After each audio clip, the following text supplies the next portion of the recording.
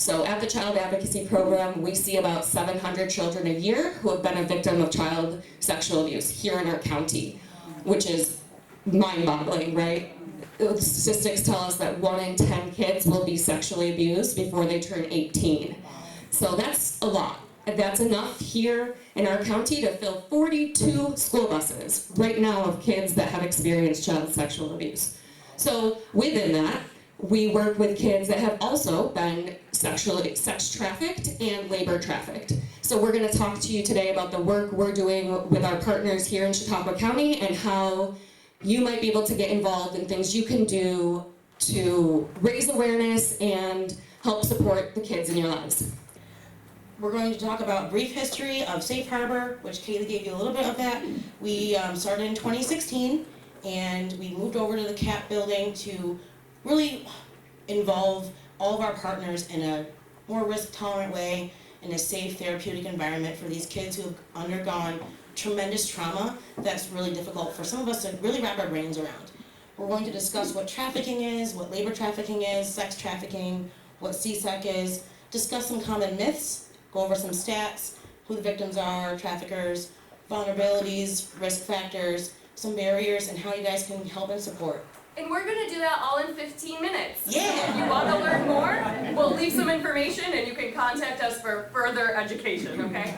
Because this is going to be like the Human Trafficking 101. Real quick vibe of Human Trafficking 101. So, what do you picture when you hear the term human trafficking? I can tell you what I pictured. I pictured quite like that movie showed you guys. I pictured another country, overseas, kids stuffed into shipping containers, stuff like that, but that's not what we see in our community. That's not what trafficking looks like here.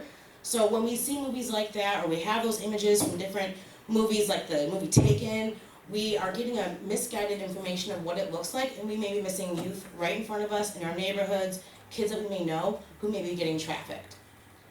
So what human trafficking is, basically it's forcing someone, compelling them to do sexual acts for something of value, either through force, fraud, or coercion, or if they're under 18.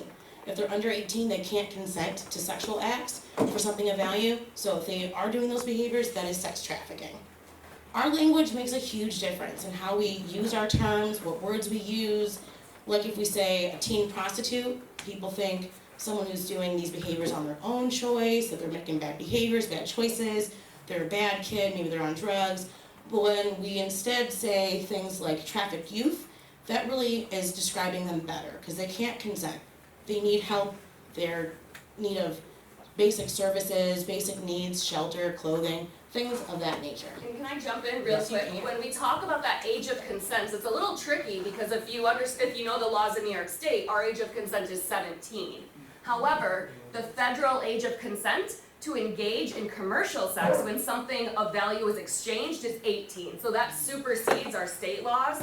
So if a youth is engaged in any kind of sex act when they're given or receiving something of any value, they're considered to be a victim of human trafficking on a federal level. Yes, and things of value does not necessarily mean money. It can be a basic need. Place to stay, place to sleep, a jacket, shoes, clothes. I've worked with kiddos that have sold themselves for food, for dinner, for cell phones, for clothing, things, basic needs. Yeah, and a cell phone is a basic need. We all communicate through cell phones. To get a job, you need a phone, a cell phone, internet to apply for jobs. So a phone is really important. And a lot of our clients, the only way to get a hold of us is through the cell phone. If they text us or call us, they have no other means of communication. No one else that's there to support them. So although a phone may be something fun that we may have or want to have, it sometimes is something very important and vital. So this is the definition of sex trafficking, labor trafficking. Overall, it's recruitment, harboring, transportation, provision, or obtaining of a person for sex, it's obtaining for sex acts. For labor, it's for labor services, right? Pretty simple. So I'm going to break it down real fast because we are running out of time. Yeah, exactly. We have a lot to go over. So child sex abuse, that is an awful, terrible thing for anyone to experience as a child. Is awful. And it's a big umbrella term that covers a bunch of different topics. CSEC is the commercial sexual exploitation of children. That refers to a range of crimes and activities that involve sex abuse or exploitation of a child, anyone under 18, for the financial benefit of any other person for monetary or non-monetary benefits. So sex trafficking, we describe that one for basic needs: money, shelter, clothing, food. Sex abuse materials, that sometimes is called child pornography. Again, our language matters. When we say child pornography, the word pornography, people think it's something enjoyable or fun. When we instead call it child sex abuse materials, that's describing what it really is. And that's another form of I like CSEC. to always add this in. Back in 2020, so 3 years ago, it was estimated that in the United States, 100,000 new images of child sexual abuse materials were uploaded daily to the internet. 3 years ago, so 100,000 new images per day. That's a lot. And if I'm sure you all read the Post Journal, right? Here and there. If you do or don't, look up, Google the Post Journal and the Child Advocacy Program and human trafficking, and you'll see a ton of articles about some of the cases that we've been involved with over the past couple of years to see some actual factual things that have happened. Yeah, and sometimes someone on the internet will ask a youth to exchange photos for something of value, and it can be like money. They can send them money, they can Venmo them, PayPal, Robux. Yeah, kids get Kids money games. through their video games, so you can buy different levels or whatever. I don't play video games, but we work with kids that offenders have contacted them through Fortnite, through Roblox, and different games where they engage with these kids, then find other ways to meet them in different platforms where they can share pornographic images, and then oftentimes are meeting up in real life here in our county, and actual sex acts are engaged in or happen. Yeah. Another form of CSEC is survival sex. I did describe that for basic needs for survival. Like when it's cold, we have cold almost the whole year here. It's only warm for 3 months. So, yeah, it's terrible. So these kids are out there surviving for most of the year, and that's another form of the CSEC. Sex for desired goods, like getting their nails done, their hair done, something fancy that they don't need for basic survival, but that they do want. A lot of times that peer pressure to fit in, so if their families can't afford it, and let's face it, our community is pretty low, impoverished community, these kids can't afford it, so they look to these ways to get it. So this is an image that kind of describes the three-party system that trafficking is usually, where there's a victim who is involved with the trafficker, who profits from connecting them with a sex buyer, the person who's obtaining the sex for money. But because they're under 18, they can't consent, it can be with only one person, the trafficker or the buyer. They don't have to have three parties. So now we're going to dispel some common myths and misconceptions. Myth 1, trafficking always involves transporting the victim across state, country, or other borders. And that's just not true. It's not included in the definition of what trafficking is. The transporting someone from place to place doesn't always happen. These kids who are being trafficked right out of their own home. Like we mentioned with the photos on the internet, they're right at home. They're upstairs in their bedroom. They're playing with their friends. They're still going to school. They're not moving anywhere. They still have friends, go to school. It makes it harder to find and pinpoint, but they don't have to be transported anywhere. When someone's transported, that's actually called smuggling, not trafficking. I know it's confusing because trafficking and traffic sound similar, but they're not. Next myth, all human trafficking victims in the U.S. are from other countries. And that's also not true. They can be from other countries, they can, but they can also happen here, and there's a lot that happen here. Next myth, individuals must be physically restrained or locked up to be a victim. Like I mentioned, they can still go to school, still see their friends, still live at home. They're not being held hostage, they're not being held by chains or anything, but they use other means of control. Psychological means of control, trauma bonds, threats, coercion, maybe a threat of, if you don't keep doing this, I'll get your little sister. If you stop doing these things for me, I'm going to tell your parents that you did this. And they use those kind of threats. The U.S. Homeland Security estimates there are 24.9 million victims globally. And in the U.S., there's about 22,000 victims and survivors identified, 11,000 situations of trafficking identified, almost 5,000 traffickers identified, and about 2,000 suspicious businesses. And that was 2019 stats. I unfortunately have not been able to get any more updated stats, but we can guess that after COVID and everything, it's going to keep going up and up and up. And the more we educate ourselves and the community and our service providers, the more people know they're on the lookout for what trafficking really looks like, these numbers go up because these kids are being connected with what they need, with our agencies like us to help them out to reduce them, but the numbers will go up. This is our county stats. I updated this last week. Since we started, Chautauqua County has had 261 at-risk youths. 46 have met the federal definition. The average age is about 14, and 232 identify as girls. So who are these traffickers? Who are these people? Let's get them out of here, right? That's what we want to do. You guys on board with me? Let's get them out, right? Well, bad news, so sorry. They are everywhere, and you can't pinpoint them. There's no demographic profiling power, no age, race, ethnicity, gender, nothing profiles what a trafficker looks like. And that is horrifying. That is scary, because you can't be like, oh, it's the creepy guy in the windowless van with the free candy on it. That's not what they look like. It can be anyone.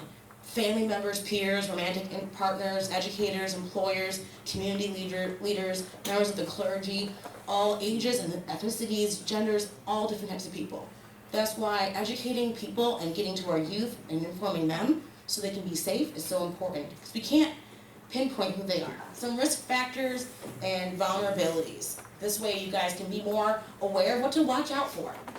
Some vulnerabilities. Let me know, does any of this sound familiar to you guys? Does this sound like any youth that you know? Experiencing feelings of being misunderstood, want to have romantic relationships.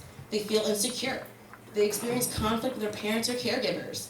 They don't feel valued or loved by adults in their lives. They want more independence. They want attention or affection. They want to test boundaries and take risks. They are attached to consumer goods, and they have access to a smartphone or computer. Sounds like everybody, every kid, right? Sounds like almost every single kid, right? That's because every kid is at risk. It's so important that we are aware of how to keep them safe.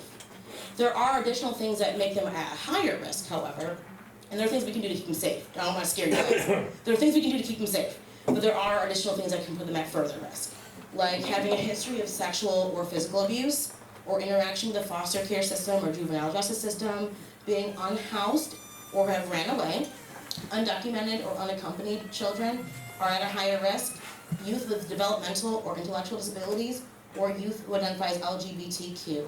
So these kids who are at higher risk from various reasons, from having issues with their family, an unsafe living environment where they are now unaccompanied, or they are being kicked out of their homes, and if they are out in the streets, they're going to be propositioned by a person who could exploit them. Yeah, so research tells us that if a youth is unaccompanied on the street, they will be propositioned for commercial sex within 48 hours, which is wild. And we work, you may be aware, we have a really great organization in our community called Chautauqua Opportunities, which has a safe house in Jamestown and some transitional independent living apartments. So we often work with kids that have been kicked out of their homes or have nowhere to go and are living on the streets, sometimes staying at these shelters, sometimes not, and that rings true to them, that they are propositioned for this type of thing as they're fending for themselves. So some things we can do for protective factors. We can be supportive adults. Have a supportive adult relationship for these youth who may not have that at home. Give a positive self-image or strong self-esteem. We can't fix their self-esteem, but we can do things to help build them up. We can give them support, encouragement, tell them they're doing a good job, that you believe in them. We can have an understanding of healthy relationships. We're not taught how to love. We see that from other people. So if we model a good relationship, if we explain that we're having this discussion or disagreement to come to a compromise, have those examples of healthy relationships. Giving consent and refusal skills, letting them know that their boundaries should be respected. If a youth does not want to hug or kiss grandma, that's okay. They have the right to their body autonomy, and that should be respected. If we're constantly telling them, no, you have to kiss, you have to hug, you have to do this, then we're not respecting them, and as they get older, people can monopolize on that and exploit it. Giving them some examples of legal rights. I don't expect you guys to be lawyers, but letting them know, like, hey, there's people out there who can give you your legal rights. You can call Legal Aid or Law New York or call the court and ask them questions. Giving them some knowledge of being safe online. Giving them strong digital privacy settings. Having that parental app on their computer and their cell phones. I know my son did not like it, did not want it. when he was getting a laptop for his birthday. He's like, Mom, nope, no parental controls. I'm like, well then we're not gonna get a laptop now, are we? And he's like, okay, I guess, we'll do it. But no way am I gonna let my kid have a computer or cell phone without parental controls. And having those on there, monitoring them. Being aware of trafficking, like what we're doing right now. Spreading awareness and education. Having their basic needs met. That can be from within your own household or supporting local communities like food banks or shelters. Informing people of what's available out there can help get their basic needs met. And having community connections and availability for extracurricular activities. These extracurriculars are huge in helping them build their self-esteem, make friends with peers, and have good relationships. All right, so just give support, encourage them, be mindful of your language, be mindful of the words you use, and just be supportive. Thanks, you guys. Questions? How many children did you say were affected by this last year's Chautauqua County? So the number was for the past several years. I would say about 50 last year. Does that sound right? Yeah. We average about 50 a year. Okay, so you're helping these kids, which is Yep. vital. Yeah. It's tragic that they're doing this. My question is, that's a symptom. How many pimps and traffickers have been arrested in Chautauqua Yeah. County? So that is a great question, and that's a question, that's a broader thing that we can answer that right now. So what I can tell you is, as I recommended earlier, Google the Child Advocacy Program and trafficking. You'll see a long list of people that have been charged with stuff like that. But I will say that the way that trafficking investigations work in a law enforcement side is different than different types of sexual assaults, in the way that trafficking is a business. So they are not, and I'm not a law enforcement agent, I'm not an attorney, I'm a clinical therapist, but I work with them all the time, and what I know is that law enforcement with trafficking, they're looking more at this empire of a business, right? So you're looking at these people on top that made it their business to traffic other people. So the pimps, these lower level people, are often not the ones that they're looking for necessarily. They're also victims. They're victims, they're also victims. So it's oftentimes, though, you'll see things where lower level people are have been victimized as a child. They're brought into this lifestyle, the game. Their trafficker basically models and teaches and courses and forces them to then become traffickers themselves. So don't these kids tell you who the traffickers are? No, because these traffickers are threatening to kill them, or the parents, or rape their sisters, or murder their dogs, or things like that. So oftentimes, we worked with a lot of kids that are able to disclose what's happening. Other times, they might not even know who their trafficker is. He might have a nickname. He might go by such and such, but they never actually meet him. They're working with other people, or other people that work for him are the ones that are orchestrating this. We've been working with the Jamestown Police Department, and we've collaborated to create a training. It's a two-part training. The first part is more relationship skills in families, how to talk to your kids about staying safe online, what conversations to have. The second part is the actual hardware, the monitoring systems you can use, the different ways you can get around technology to monitor what's happening and ensure safety that way. So if you're interested in hearing any more or learning about trafficking, child sexual abuse, keeping kids safe, there's a bunch of stuff up there.